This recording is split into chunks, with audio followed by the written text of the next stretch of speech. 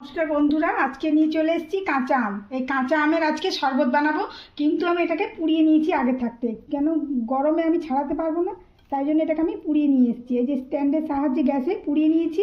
এবার এটাকে ছাড়িয়ে মেখে, এটাকে ছাড়িয়ে ধুয়ে তারপর দেখাচ্ছি। এই যে বন্ধুরা, ছাড়িয়ে নিচ্ছি। এই যে ভালোভাবে পুড়ে গেছে আমটা, সেদ্ধ হয়ে গেছে। এটাকে আমি নুন দেব, মানে বিট লবণ দেব, তারপরে ওই যে গুঁড়ো চিনি দেব, তাহলে চিনিটা আমাকে বেশিক্ষণ গুলাতে হবে না।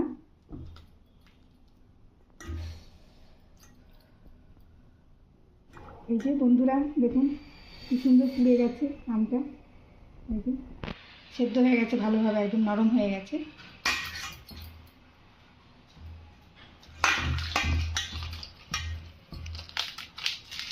আর এই গরমের দিনে তো আমের শরবত বেশ ভালো লাগে খেতে, আর গরমে খুব উপকারী, পেট ঠান্ডাও থাকে, গরমে লুও লাগে না।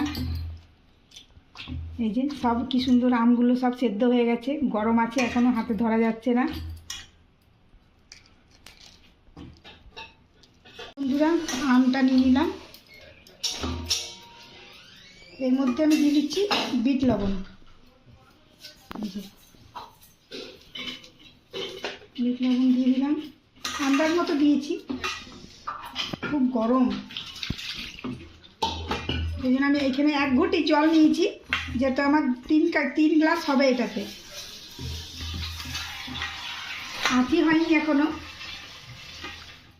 আমগুলোতে বেশ ভালোই শাঁস বেরোবে এখন, আঁটি হয়নি যেহেতু, এইটা হালকা আঁটি হয়েছে।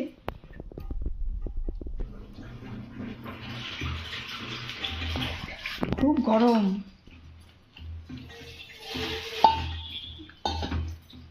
এই যে বন্ধুরা, এটাতে চিনিটাও আমি দিয়ে দিচ্ছি। এই যে আমি নিয়েছি এখানে গুঁড়ো চিনি, এমনি চিনিও নেওয়া যায়, যেহেতু আমার হাতের কাছে ছিল তাই আমি গুঁড়ো চিনি নিয়েছি।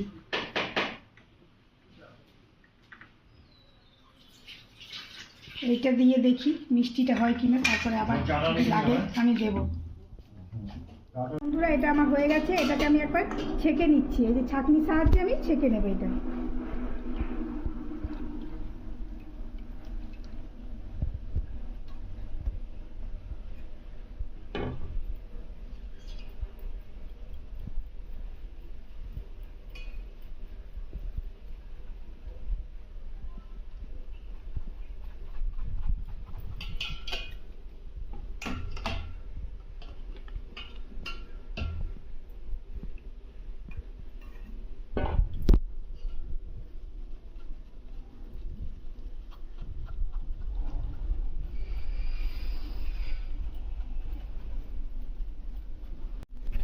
বন্ধুরা, এটা আমার ছাঁকা হয়ে গেছে, এই যে ছাঁকনির সাহায্যে আমি ছেঁকে নিয়েছি।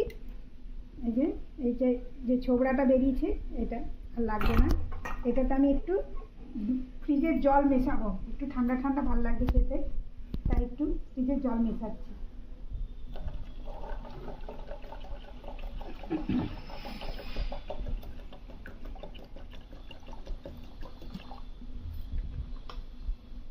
এইবারে ছেলেরা খেয়ে দেখবে, তারপরে আমাকে বলবে কেমন হয়েছে। জি বন্ধুরা, আমি পুদিনা পাতা নিয়ে এসেছি, একদম ফ্রেশ পুদিনা পাতা ধুয়ে নিয়ে এসেছি।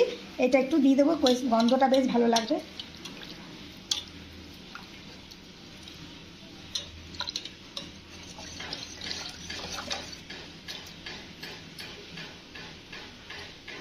এই যে এইবারে গ্লাসে ঢালছি, ছেলেরা খেয়ে দেখবে, দিয়ে তারপর আমাকে জানাবে কেমন হয়েছে। এই যে 1 গ্লাস করে দিয়ে দিলাম।